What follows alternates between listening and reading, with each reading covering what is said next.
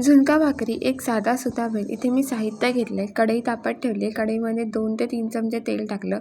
अर्धा चमचा मोहरी, अर्धा चमचा जिरं टाकलं. छान फुलू दिलं. 10 ते 12 लसणाच्या पाकळ्या, 2 हिरव्या मिरच्या, कढीपत्ता घालून छान परतलं.